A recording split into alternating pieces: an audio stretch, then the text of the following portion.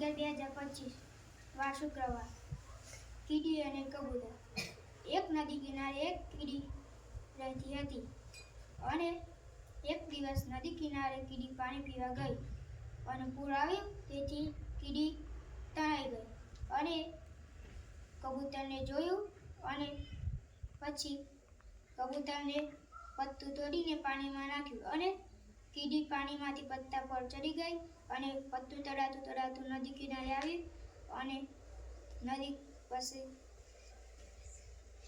કીડી બહાર આવી ગઈ. એક દિવસ જંગલમાં શિકારી આવ્યો.